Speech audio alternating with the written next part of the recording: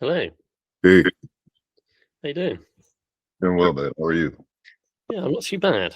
I'm in slightly uncomfortable. I'm stood up. My battery is dying on my laptop, and where I normally sit when I'm doing this, I haven't got a plug socket, so I'm just going to let it charge for a minute, and then I'll Cool. move because I don't want to be stood up all day. How's things then? You all right? No complaints out of me, man. You? Oh yeah, I mean, yeah, pretty good, I suppose.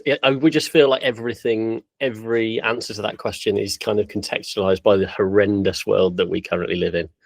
Agreed. Agreed. And I've overused I mean, ever since I guess the pandemic started, I've been overutilizing in the grand scheme of things.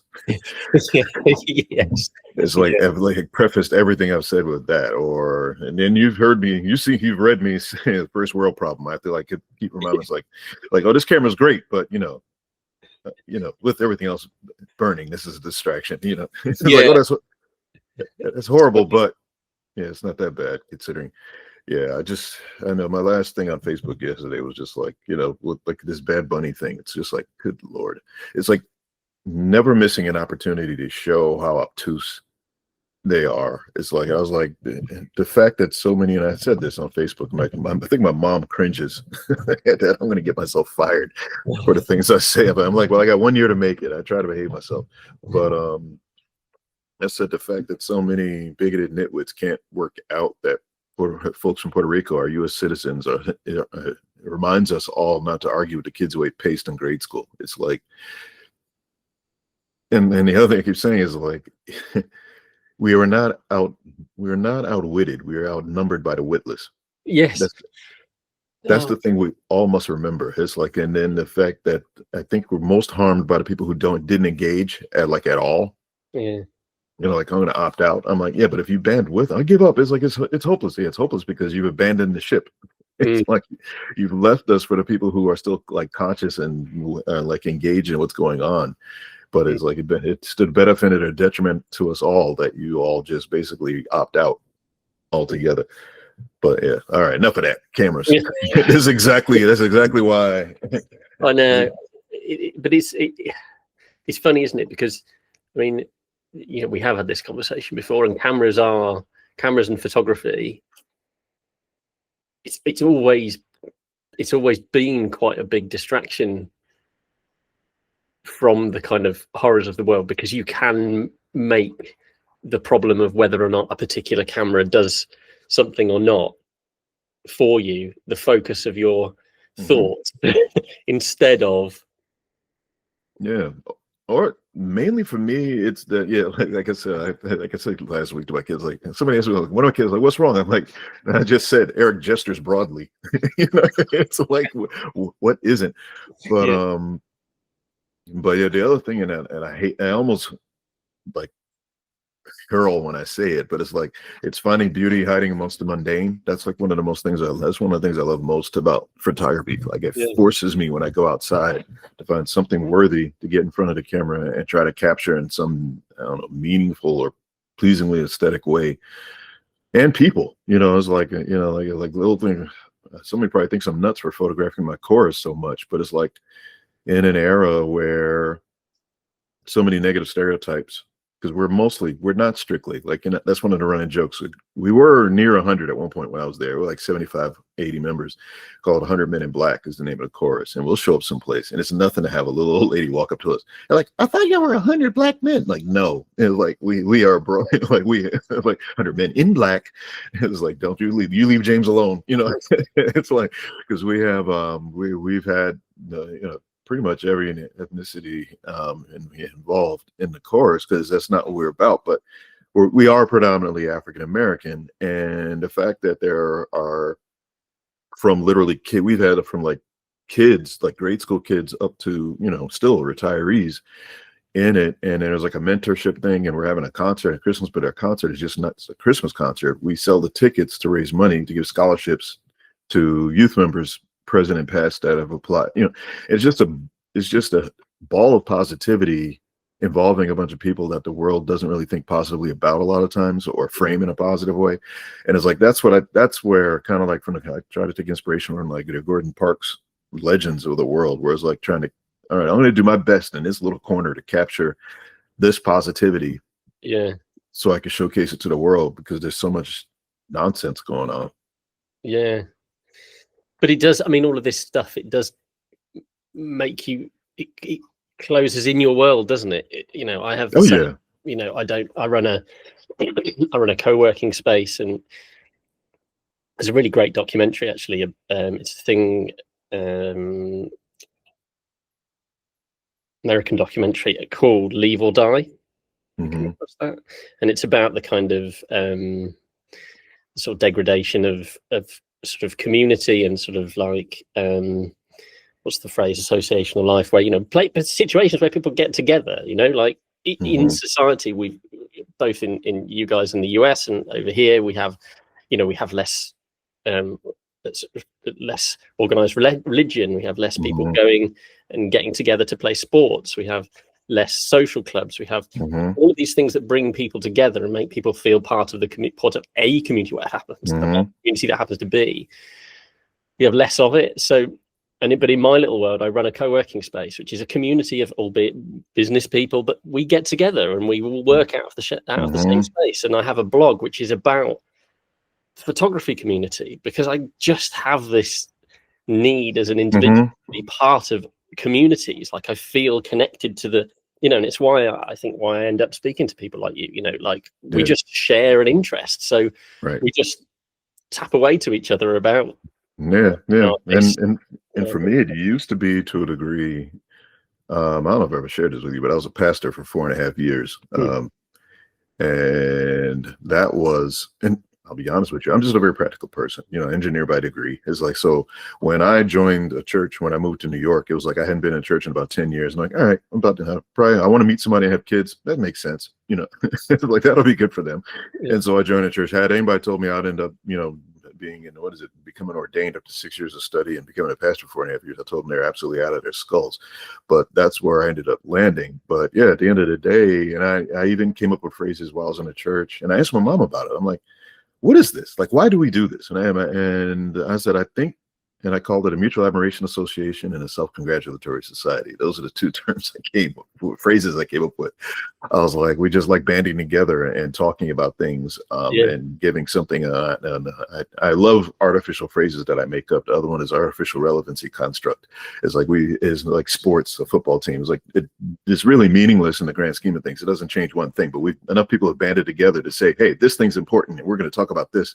And I've been convinced that so people cannot talk about the things they don't want to talk about, and talk about, you know, there's a Greg Kinane, I don't know if you've ever seen it. He's a hilarious comedian to me.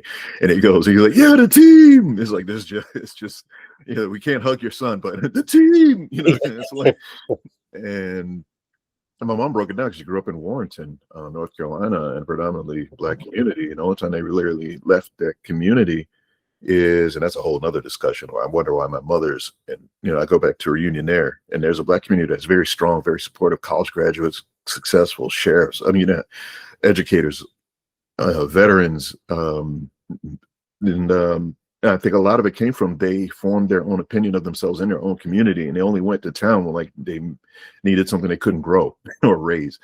And I asked her just point blank, because she made me go to church when I grew up.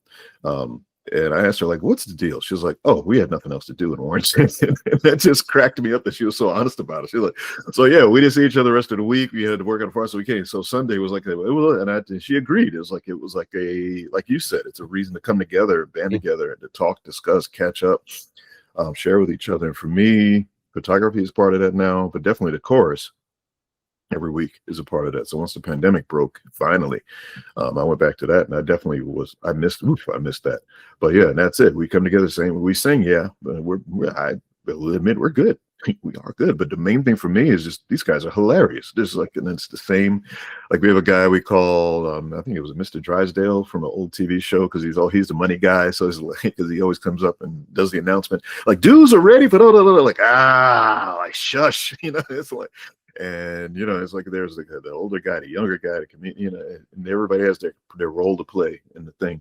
But yeah, like you said, it's like that I guess the co-work space for you is the chorus for me. It's like you need, and that's why it so disappoints me when I see the photography community break down and and it's like nighttime Canon and like are we doing this? I'll be over there when you visit.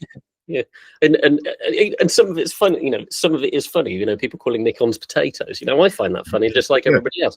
But that's a sort of a spoof in my mind. At least I hope it is. I really hope it is. That's a spoof of the nonsense that is people genuinely comparing and saying my favorite brand, my brand, and your brand is rubbish, and my brand is better. It's crazy, and as you rightly point out, it's sort of like that's the sort of community attacking itself completely needlessly, and especially in photography, where even people who do photography professionally or for money, like stuff doesn't matter. It doesn't matter. I think you probably know I run a video production company, and I'm constantly saying to my guys at work, who are stressed because we have a lot of work, we don't make enough money because we work in the creative industries, blah blah blah blah blah. I'm constantly saying to them, we make videos. This stuff doesn't matter. It doesn't matter in the grand scheme. We're not saving lives. We're not, my wife works in a school where she supports kids who just don't fit in mainstream school. Maybe they're autistic or ADHD or other sort of learning difficulties, etc. That's the stuff that matters. That's her job, is of vital importance to society. Nothing that I do is like at all. I will counter that to a degree, because 35mmC stuff like that keeps some people like me sane. So I will. You are providing a service. Yeah, we're similar, because I think I told you that already. My wife is an assistant attorney general for North Carolina, right? And so she literally, like last week, finished a brief where her brief is in the state's response to a sexual predator, and she shares with me the details as much as she can, and I'm like, okay, that's enough. But she's writing the state's response to them trying to appeal, so she's literally keeping people who really need to stay where they are. We're prison happy over here, but there are certain people, you need to you need to be in there. And she's won every brief she's ever written. Another thing she did, she ran the program, things that I never thought of. Like, there are people who are witness protection or have orders of protection against people in non-contact, but they can't have their address published. So my wife, for years, managed a program where there's a mailbox that their mail gets sent to, and then that department handles distributing that mail to the people who, and so they can have now basically a hidden address, an unlisted address, the things like that. Like you said, it's like that's the stuff. Because when we met, and she hates when I tell this joke, but we met at a gym, and I'm like, oh yeah, I just graduated law school last year. And I was immediately like, woo-hoo-hoo-hoo. I was like, all right, daddy, I'll be a work home dad. Just buy daddy a Lexus, we'll be good. And she was like, my heart's for public interest. I was like, oh, well. never mind. And so it kind of became the reverse initially, because I was making all this money for corporate entity, MetLife, Merck Metco, then MetLife. That's why I mean, tangentially, we keep Mima in her meds, being a project manager for a hospital. But yeah, it's nothing like what she does. But yeah, man. Okay, cameras. Yeah. I mean, yeah, it just seems insignificant when you feel like kind of sit with all this, doesn't it? Exactly. And that's why I always write. I like, if you've seen a few of my posts, like, I just always like, this means nothing. This is nonsense. I'm gonna ramble for a while. Thank you for joining. It's like, join me in this little bubble of distraction. Yeah. But I mean, that's what it should be about, and that's what 35mmC. I put a lot of effort into making 35mmC a positive and welcoming community, and even the slightest bit of, I let some negativity in comments slide, because actually some negativity, there's a lot of negativity that's constructive. But we get once in a while somebody will come along and just say, this is a load of rubbish, you know, why are you even bothering with this? You know, I had one guy, I reviewed the I probably told you this story. I reviewed the Sony A7R2 years ago. And actually, funny enough, I did it to prove a point. So I went to the photography show, or what was the precursor to the photography show, Focus on Imaging, I think it was called in the UK. So it's like a big annual photography event. All the brands go and all the big retailers go. And Leica were there. And I'd recently reviewed the Leica MA. And my review for the Leica MA was at that time number 1 on Google. So if you search Leica MA review, well, my review is right at the top. And I went and saw this lady from Leica PR department. Somebody else had left. I'd been dealing with some other people. They'd left. And anyway, so this new lady, this PR lady, and I said, oh, I'd be really interested in reviewing some more of the cameras. And I said, the blog's doing pretty well. If you search for Leica MA review, mine's at the top. And she made this snidey comment, something along the lines of, well, it's only a film camera, so I'm sure it's very easy to get to number 1 on Google. And I'm like, well, I mean, I've just written a really positive review of a camera that you make and sell that is now number 1 on Google, and you're basically telling me I don't care. Yeah. So I mean, I was like, well, now, do you know what? All right, I'll make a point. So I wrote then a review of the Sony A7R2, because I know how to do these things in such a way that I knew that it would be number 1 on Google for Sony A7R2 review, which it was. And I intended to send this to her, and then I was like, in the end, I can't even be bothered. I don't want to deal with a company that sort of treats people who review for them like that. I mean, maybe they're possibly different now. I don't know. I haven't spoken to them for a while. But yeah, so I wrote this long review of the A7R2. And it was basically, I called it a superb farce of a camera. And my point was that it's really good. Like, I mean, this is 2-3 generations ago of Sony cameras. And, you know, as we talked about, most cameras are pretty much really good now. And they have got even better recently, the last few years, over that intervening period. But the Sony A7R2 was a very, very good camera in its day. And I wrote a review saying, this is a very, very good camera. But actually, it's just got too much stuff in it. Like it's farcically, whatever the word is. It's just filled with nonsense that I don't need. Right. And it kind of makes things a bit too easy in some ways. And it's sort of taken a bit of the chunk of the joy, the enjoyment I get and the joy of photography away from me. And somebody wrote in the comments something along the lines of, this is clickbait nonsense. You should go and kill yourself. And I'm like, I mean, that's not verbatim, but it is literally, that's the implication of what it's like. Good Lord. Can't be bothered.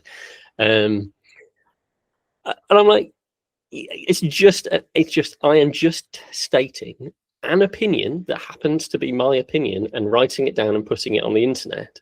And the response to that is, not only that do they not agree with my opinion to the point that they can't even tell me why they don't agree, but they so much don't agree that they think I should be dead.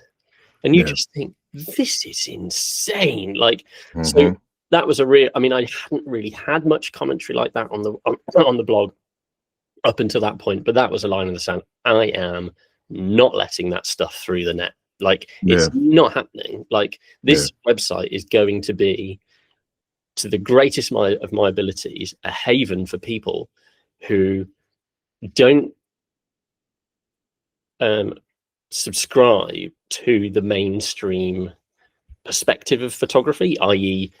lenses need to be ultra sharp and I need to have as many pixels as I possibly can, and my autofocus needs to be instant, and all of those things, which I, you know, to some degree or whatever, I agree with some of that. You know, I agree, you know, having bought that Nikon the other day, that the autofocus is incredible, even with Sony lenses attached to it. It's incredible, and I find it it's fantastic for work. But that stuff isn't what I'm interested in primarily in photography. What I'm interested in photography is the non-mainstream. It's the, you know, how do we use the various equipment that we have available to us to create images that we want to create. And I think you've talked a lot about that with your shift to not entire shift, but somewhat of a shift towards food, various cameras. Yeah, personal shift. Yeah, that's why I even like phrase it. And yeah, I mean, I think that's what surprised me about, I guess, yeah, in defense of the X106. Up to this point, I agree for the most part. It was a fashion statement. I had an X100S a few years ago, and it was long in tooth when I bought it, but it was fun. But what ended up nice. An original X100 with some dust on the top. Nice. Yeah, and it's funny because somebody finally explained to me what the letters were in the camera shop the other day, and I was so embarrassed that I never worked that out. Yeah. It's like you've had that, like the S is second, what? Yeah. It's like T is third, what? Yeah. I was like, oh my god! But the thing that surprised me about the 6, because I really got it because I could, if that makes any sense. By camera shop, for some reason, even though it's unobtainium everywhere, they were getting them in drips and drabs every once in a while, and then I held one in hand. And then I mistakenly went, and let it go. I'm like, oh, I have my A7C and a Remaster Slim. And then, like, literally, I was talking to my wife about it the next day. And she said something. She's amazing. She could put things into context. She was like, so how much is it? I was like, well, it was $14.99. And she's doing in her head, like, how much I paid for the A7C2 and the lenses and all this other stuff. And she was like, and that's it. That's that. You're not like, it sounds like it has a lot of the features of that you can carry around. And it's like, and it's less money. Right. Okay. And so I went back, and they had sold it the day before. The day I was having a conversation with my wife, they sold it. And so I put another order in. I can share this with you, but I don't know if I shared it with you in email. But Fuji, Chris, the manager of the store, we've been friends since the day I walked in that place like 13 years ago. He emailed Fuji on my behalf, the rep, and said, hey, I have this customer who wants one in black. And he said, yeah, I have one. I'll send it to you. And that's how I ended up getting the one I have. So it's like, I definitely won't be, I knew I wasn't going to flip it, but I definitely wasn't going to flip it based on that story. But the surprise to me is between you and I don't say it because I don't want that smoke. I don't want that, like you said, I don't want to hit the can and the hornets come out. They've managed to keep what I liked about the X100S, the aesthetics, the dials, the blah, blah, blah, blah, blah. But it is just genuinely a proficient camera now, if that makes any sense. And it's like, and I'm like, oh, wow, the AF works now. Oh, wow. This and it. Like, it's like, okay. I'm like, I'm not saying, I'm not making excuses. It doesn't require, a heavy dose of snorting pixie dust, Fuji pixie dust to like it. It's generally just a good camera now. But yeah, and it's weird because I kind of backed into it because that's what ended up happening with X100S. I didn't realize it was going to be just a good camera. I was buying it for the medium format sensor and not expecting competent AF, not expecting. And the thing is just a decent camera. But like I told you, is like, I had that fit of, I like this Fuji. I must buy all Fuji. It's like, Eric. It's like, slow down. It's like, are you happy with, and it's funny, I have to have these conversations with myself. Maybe it's a part of being an only child, but I'm like, are you happy with your Sony kit? Yes. Why are you trading it? Because I like X106. Does that make any sense? No. It's like, and so I kept the Sony kit, and I'm glad because these Viltrox lenses are like you were, man. They're another like revelation. I'm like, how is this $199? How? It doesn't make any sense. And it's like I don't own a single Sony lens right now. That's the other thing. They were like, Sony. I'm like, yeah, but I don't own a Sony lens. I buy it because there's so many lens choices, and I already have it. End of story. Yeah. I would love a Lumix S5 too. I almost bought one with the 50-1.8 lens, and I had to have the same talk with myself. It's like, Eric, yeah, why do you want it? Because it's neat. Yeah. It's like, you need it? No, but it's neat. It's like, and it's something I don't have, and I've not used it. I'm like, that is not a good reason to spend $2,000. It's like, okay, fine, be that way. Yeah. But yeah. It's funny that the Nikon, the shift to Nikon for me, or back to Nikon, having given up on Nikon because they, seem to be refusing for a long time to make a mirrorless camera, which I liked the idea of. Whenever the original A7R came out, Sony A7R, I had the first one, and then the A7S, I think, whenever that came out, So I've gone back to Nikon from there 12 years. I think it is something like 12 years, 13, whatever it is. And I've gone back to Nikon, but the thing that allowed me, the bit that made it make sense was because I could fit my Sony lenses onto that Nikon camera. And so I've got literally one Nikon Z mount lens, which is a Viltrox lens, which they've sent me to review. Yeah, and it's obviously fantastic, like all kit, but it's fantastic in that kind of. I read a really interesting review about it actually, and it articulated something that I'm quite good at articulating. Sort of what's in focus and indeed sort of transitions to out of focus and bokeh and how I see it, but the one thing that I articulated better than I've been able to previously was about how so many of these modern lenses and these sort of short telephoto lenses are very good at this. The modern short telephotos are very good at this, where they just make this flat plane of nothingness out of focus. So there is as you get something out here, as you know, I brought this the tele lens to market through Omnar Lenses over the last few years. We've just had a really good review from a chap called Vincent, and he describes the bokeh as painterly. And somebody on the blog kind of picked him up on this. What do you mean? And was kind of trying to reference an artist that he might have been talking about, and it was all a bit tongue in cheek. But anyway, the point is that the bokeh that it creates has depth and shape. Like there's shape in there. Like you can see that there's something out of focus, and what that out of focus. These modern lenses, it's just here's what's in focus and here's what's out of focus. And I mean, it looks like this back in my background, and what it ends up looking like. It's artificial. It looks almost like it.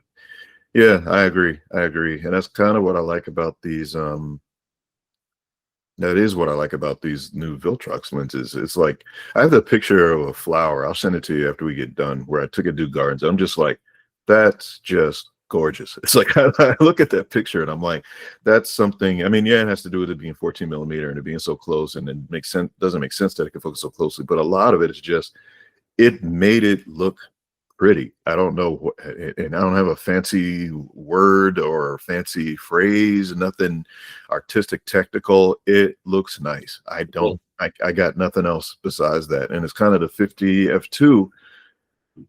It paired that with, I took there's a guy I met recently, Cesar, and it's kind of funny because like I said, I'm an only child and I'm a nerd and from New York. All the things that all these things put walls up for me. And then when I had my first photography exhibit last year, guy was like, and Cesar, he's like, oh man, I can't wait to meet you there on Instagram. I'm like, who are you? It's like, oh no, I'm being stalked. It's like, and I go there and I'm talking to the guy, and his name is Seize the Moments on Instagram. Really nice guy. Moved his family to California. Interesting backstory. He's into the lowrider scene. He's of Mexican heritage, and I have a cousin who goes to these car shows here, and I'm always like, dude, let me know when there is one, and then he'll show me. Then he'll post pictures of another lowrider show, and I'm like, do you not like your cousin? I don't like what, but this guy actually invites me to these things, and we become fast friends over that. And there's a picture of him and my son. Sunday we went to another lowrider show. It has all the things. It's like they're both laughing. It caught the focus, but it looks interesting. My son is just barely out of focus. It's focused on him laughing in it, and it's just those are the kind of things I like. Where, like you said, it's like it's a lot of times these. And then that's when I had a 50 f1.2 for a while, and for what you said, it was so clinical, and so this is in focus. And everything else gets obliterated. That I tended to like pictures where the subject was further away, so because it was a master catching detail from corner to corner. And then it hit me. I'm like, why am I using an f1.2 lens to capture a scene like that? There are other lenses that can do that. That's why I finally let it go. And yeah, now what's in its place is the DSLR design adapted. It's a 2012 design, Sigma 35 f1.4 art, and I love that lens. It's like that's the look I was looking for with the 51.2, but that was literally a DSLR lens, even with the mount, the Sony mount built into the lens.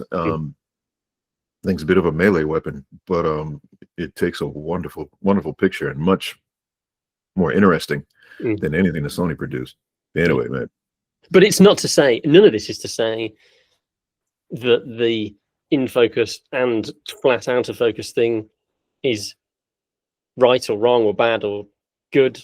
Anyway, the whole point is, of course, is it's about the individual, their creative goals, what they like their photos to look like, if they find one aesthetic more pleasing than another aesthetic, which for me just completely undoes all of the arguments. And you see these people arguing all over the internet. You see people, oh, my camera's better at this and this and blah blah blah. And you think, but my lens is better. You know, this lens is sharp into the corner. This is blah blah blah. And you think, well, but you know, there's companies like Lens Baby that make photos that have, you know, a tiny, you know, about 3 millimeters of sharpness in a 6 foot wide photo. Like, you know, you know, we don't.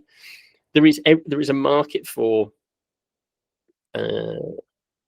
any type of lens and any type of equipment, because there is an infinite amount of, but the photography is fascinating in its infinite amount of possibility. I shoot a bit of film, but I digitize. Well, I get a lab to digitize my film, and then when they send me the negatives back, they usually sit in this particular corner of my camera cabinet for probably a few months until I get bored of them taking up too much space, and then I chuck them in the bin because I know that I'm never going to do anything else with them.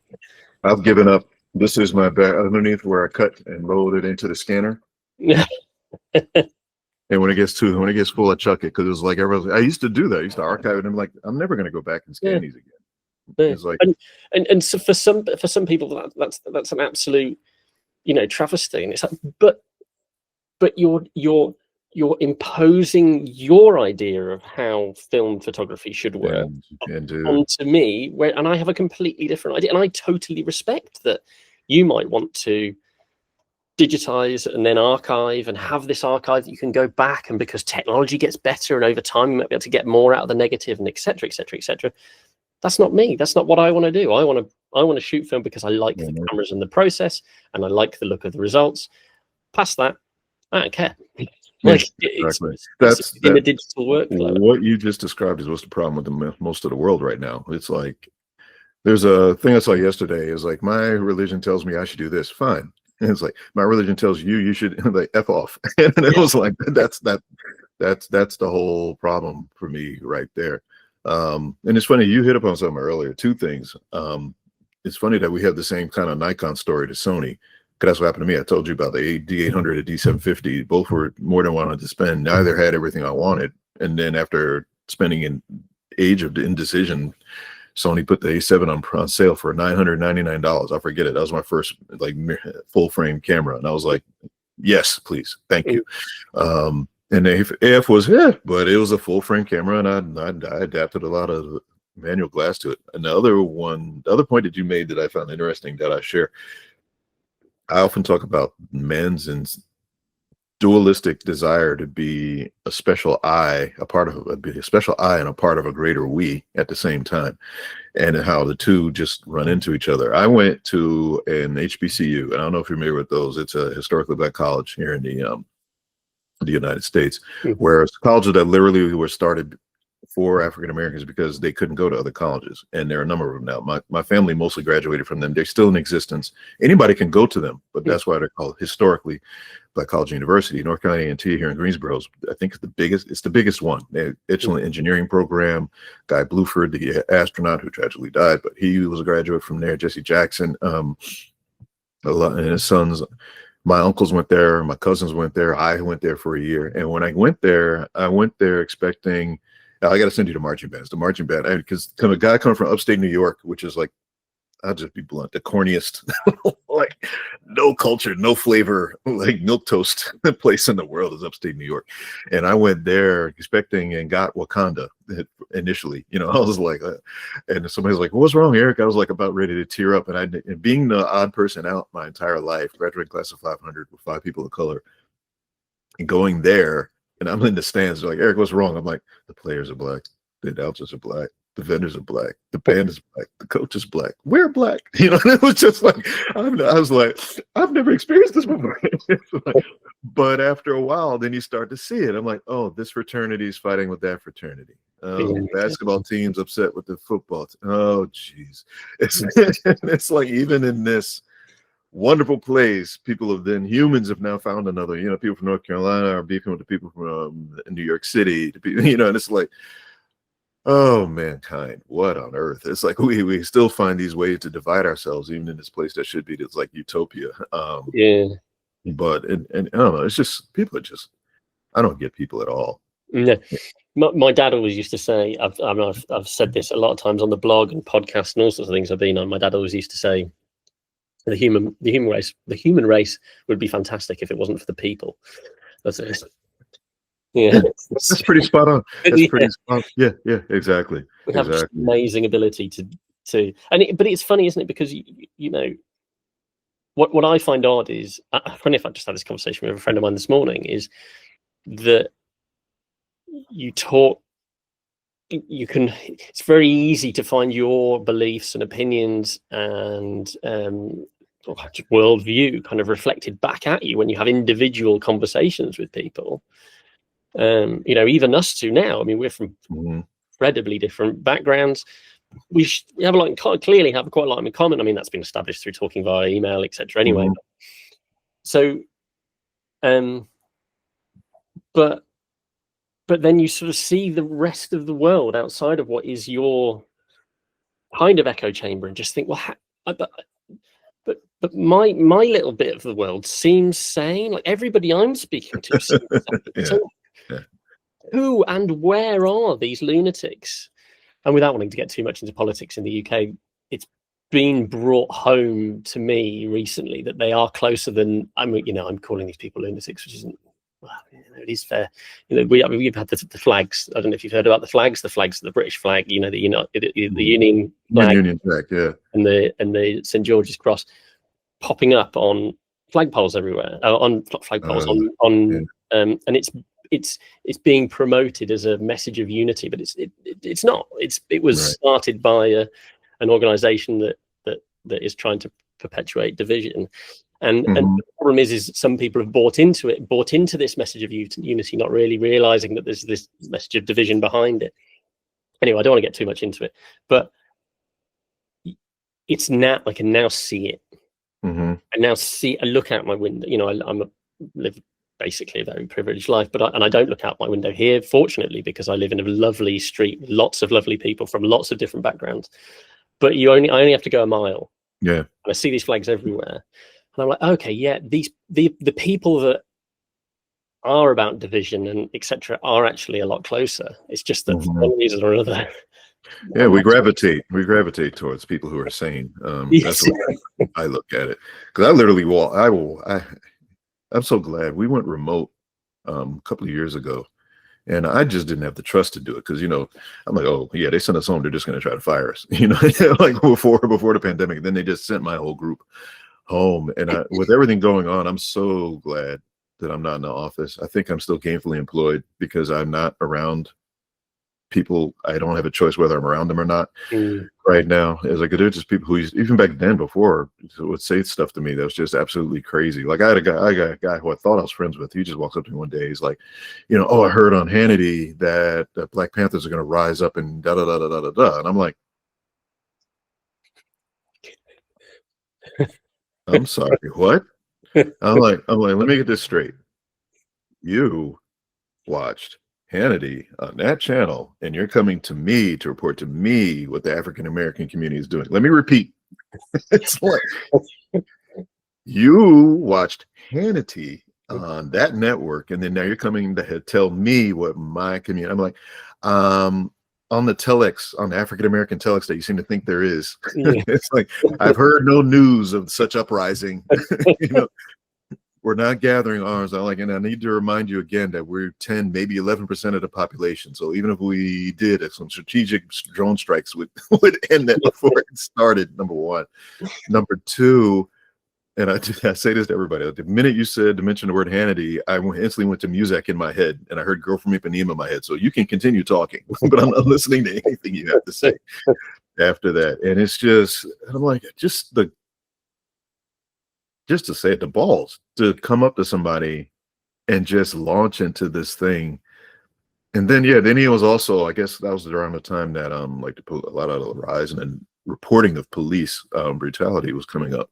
And he was like, oh yeah, one time I was stopped by this black cop, and I'm like, yeah. And I'm like, he's like, and he questioned me like, well, what did he tell you the guy looked like? Well, he said it was about my age, had a hood on. I'm like, okay, that's called police work. Yeah. It's like profiling when you don't know that anyone's committed a crime and they just rock up to them. And I did this to him, and I said, oh, but he feels like he's been profiled. And this is in a break room full of people. I was like, he feels like he's been profiled. Give me a hug, you poor thing. And then I walked away. And it's terrifying. It's terrifying. It's like, I don't know. I just put it as, what is it? I call it intellectual sloth, willful ignorance. It's like people just like these little bubbles. It goes back to the sports thing. It's like, keep me in my little bubble. Don't tell me anything outside of my little comfort level. Let me hold on to my little blankie. Call it patriotism, call it religion, call it whatever you want. Hey, hold on to my little blankie, and then don't snatch it from me, and everything will be fine. But it's just a lack of, and I think inherent in photography is curiosity.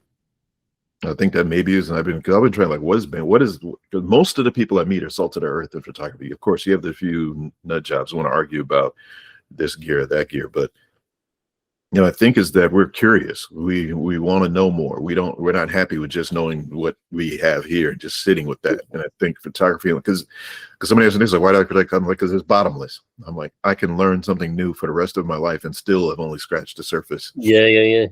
Of what could be done. And then the inexplicable. I don't know. I went to a workshop last Sunday for model photography. I don't know why I could take pictures a certain way. People are like, how did you? I'm like, I don't know. Like, I don't know. It's like I was in a moment. I asked her to look that way, work that way. They offered this. This happened. I kept it. I pushed a button, and I like what I got. I don't know what else to tell you. I get the thing on a photo like, Eric, when are you going to go on a photo walk? I don't go on photo walks. I just bring my camera with me everywhere and take whatever I see. Yeah. It's really just not that complicated. And that's what I love about it. It's something you can do anywhere and everywhere. Because even my director one time asked me, he's like, if you had to choose between singing and photography, what would you choose as a photography? And I answered so quickly, because I don't know if I told you this, but I'm working with Hollywood. I can't believe I'm saying these words. I'm right now working with a Hollywood voice coach. I mean, she's a voice coach to Denise Woods is her name. We met on Facebook because I literally was like, she knew a guy. Yeah, back up. I sang in a choir in New York. I didn't know what I could do yet, and my director sent me to. He's like, oh, there's a choir in Manhattan that needs a bass. I'm like, oh, okay. I went. They sing, and I'm just like, where, what's going on? They're like next level. I'm like, what's going on? And I almost ran out of the room when they handed me the book in this rehearsal room just off Broadway, and kind of found out later, yeah, that guy who plays the piano real good, yeah, he's a Broadway producer and arranger, and he with the opening to the Emmys where he played for the lady who sang in Wicked.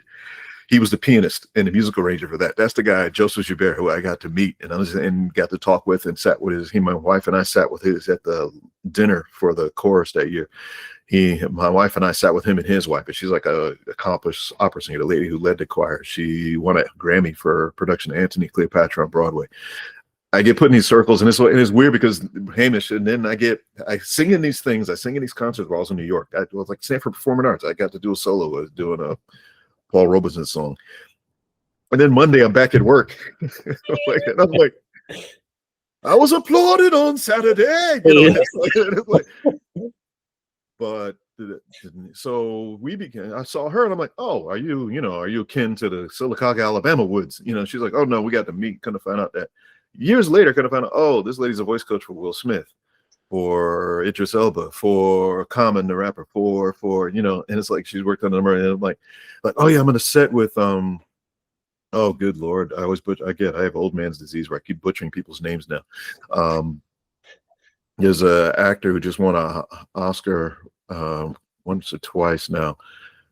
Oh, and he was in as well. True Crimes. But anyway, yeah, and she's like, "Oh, I'm gonna set with such and such." I'm like, and it's like, but I posted a video my daughter recorded of me singing at our last Christmas concert, and she was like, "Eric, I want to work with you." So she did like 8 sessions with me, and now she's trying to get me to record and shop my voice around, and it's just kind of wild because even with all that, photography is portable. I can take it everywhere, and I can leave it, and people will like it, and I come back to it later, and it's like this, but it's something I can take anywhere. It's like it took me years being down here to find a choir even I could sing with that had a bass section. You know what I mean? It's like, because I joined this other choir, they only had tenors, and for the men, and they're like, "Why are you standing during rehearsal?" I'm like, "If you want me to hit these notes," it's like I need every bit of wind I can muster.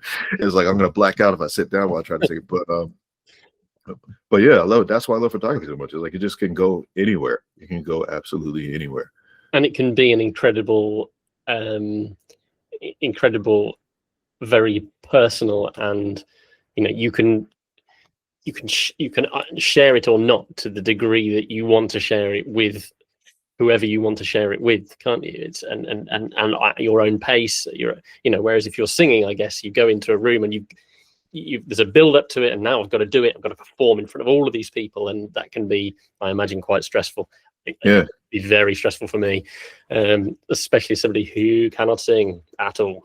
But even if I could, I'm sure I'd find that very stressful. Whereas photography, the sort of it's a very personal and something you can. I take a camera with me everywhere, all the time. Yeah, and it doesn't depend on anybody else. That's it. But sometimes, yesterday, for example, I just took my new iPhone with me. Because I was like, well, maybe I'm not going to take photos. And then I show you,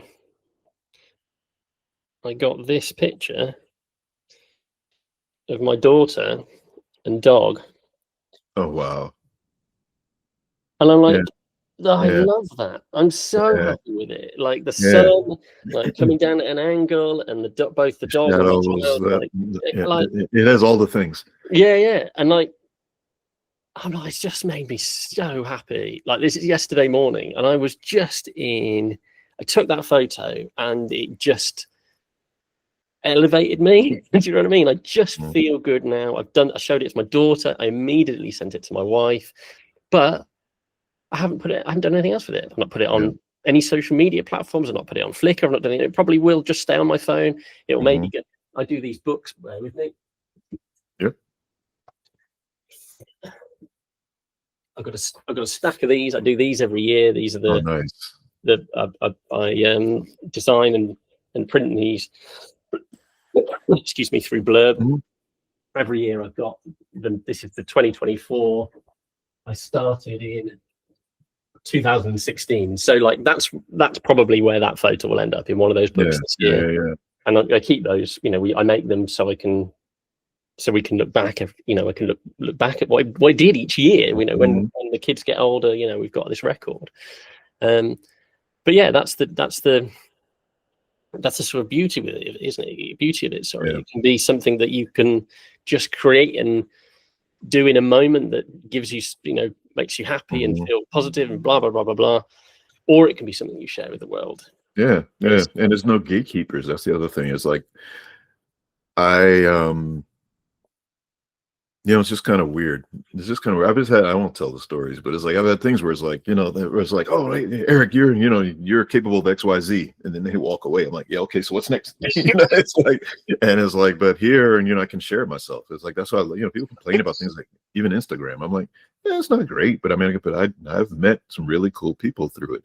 People complain about Facebook. I'm like, yeah, block and unfriend the jerks. It's like there's some really cool people. I mean, dude.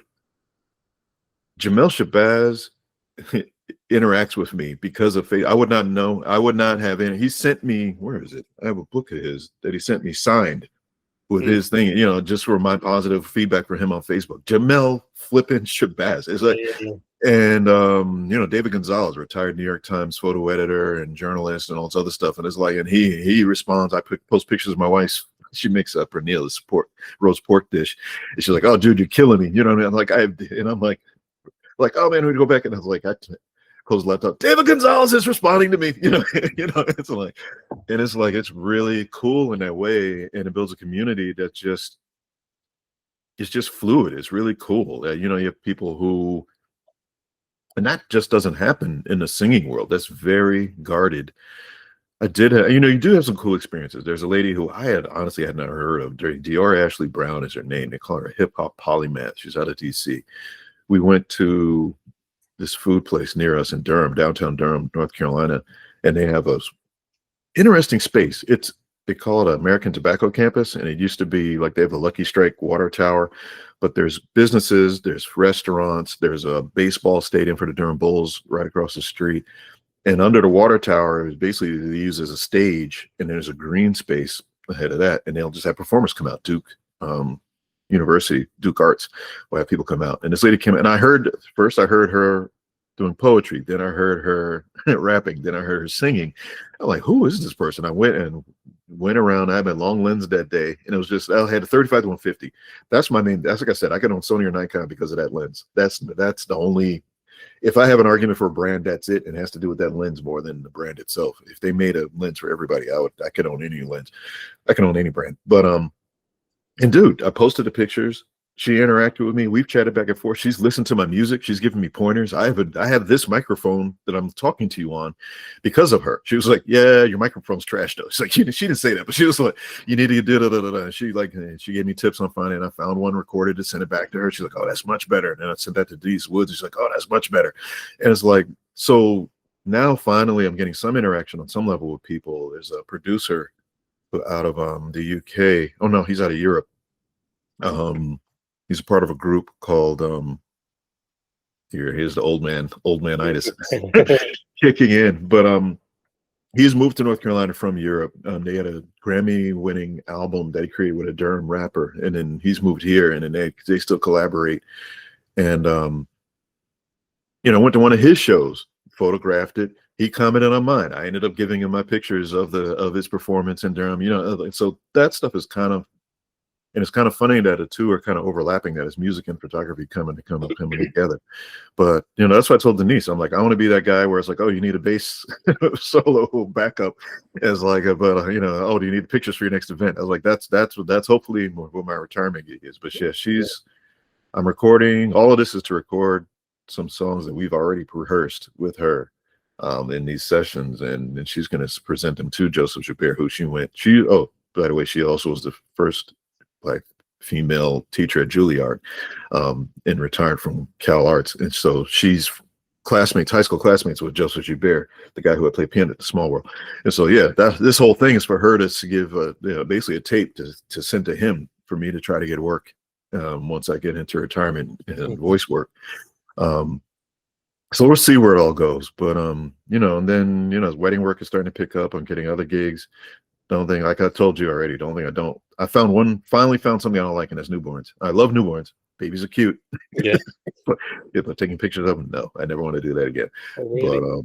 But yeah. It was like, I was like, oh my God, that's the only time, Hamish, I've always walked out of stuff like, man, I really got some real winners on that one. That's the only time ever I've walked out like, I don't know if I got a usable shot of this kid, because he changed expression every like nanosecond. Yeah, it was like, so at the one point, I'm just like, I hope one of those, I I caught him with a straight face and looking up, not looking like he's belching or pooping himself, not crying, it's like, I ended up getting a few that I caught him looking really peaceful. But yeah, that's the only one I will never do again. That's like kudos to people who do it, because you guys are truly artists, because I did not enjoy that in the least. But wedding photography is a lot of fun, isn't it? I mean, I've just love it. Just to say, this is we should.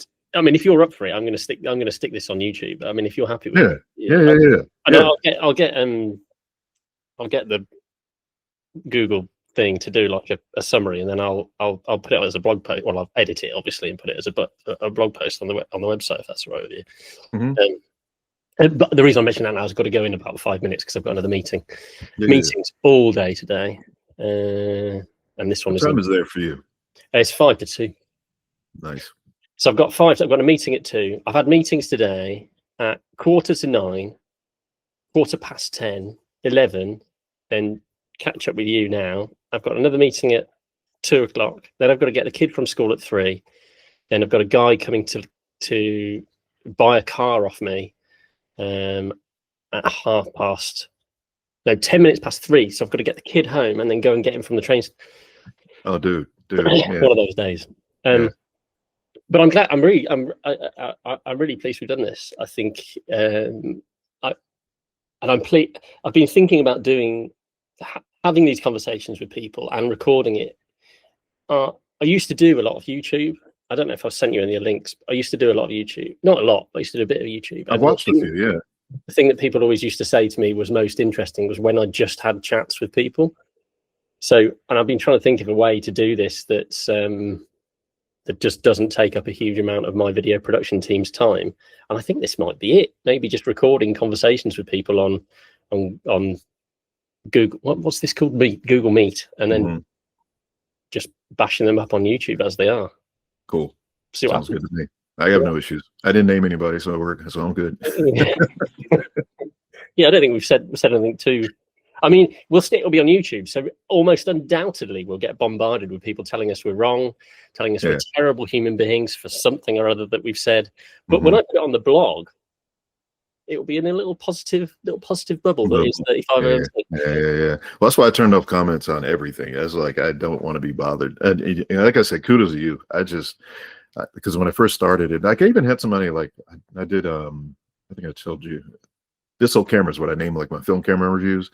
And somebody's going to like, such and such person is on YouTube and using that already. You shouldn't use that, and it's a shame. Why are you trying to gain him? Like, I didn't know he existed. Number one. Number two, mine are over here and my blog space, and this is YouTube. So that's not. I'm like, but yeah, like you said, people are just anyway. It would be dead to death. People are awful. Well, so, I suppose since we are putting this, since I am going to put this out into the wider world, I didn't actually. I mean, certainly within my world, people are going to know who I am, but maybe they don't know who you are. So, do you want to do an introduction to yourself at the end of this video? Oh, yeah, hilarious. And maybe tell people where they can kind of. Okay, cool. Yeah, let's see. Eric Woods. My website, ewoodsphoto.com. Instagram, Threads, that would be the same, Ewoods Photo. That's where I post mostly photography ramblings, really. Some things I call reviews, but they're not really. Most of the stuff I like, because I don't like writing about stuff I don't like. And that's about it. I do a bit of singing. That you can see some of it on my site as well. Hopefully something will be coming out in the next couple of years in that regard. I do weddings. So from someone who went from not wanting to do weddings, I had a friend and twisted my arm to do one. Now I've done a few and I actually enjoy them. Do portraits, I do branding, I've done other things. And so, yeah, reach out to me. That's about it. I can be reached on all those social sites. Thank you, Hamish. Oh, industrial engineer by degree. I always say thrice, what is that? A geek thrice certified by vocation and education. So thank you very much for your time, Hamish. I appreciate it. Yeah, mate, I've really enjoyed this, and I think maybe we should we should do it again. And we're going to chat, as is absolutely going to happen. We're going to be chatting loads more about all of the cameras that we're currently trying not to buy, or in your case, you're not going to buy any more cameras because you're fine now, and there's no more cameras to buy in Eric's world. Well, I mean, it's not that I don't. They've shot past what I need. It's like that's the thing now. It's like that's nice, and it's like, but I can't believe I'm here either, Hamish. I've been here a good solid few months now, and I'm like I'm kind of shocked. But yeah, I mean, I've reached a point where what I have does what I need to do. So, of course, there'll be other cameras. Of course, there'll be other gear, but I'm not in the market for anything intensive. Oh, and I did remember the 3 things: it's inclination, vocation, and education. There we go. Right, I better get to my meeting. It's been lovely talking to you, and great talking with you, Hamish. Take care, man. See you in a bit. Ta-ra for now.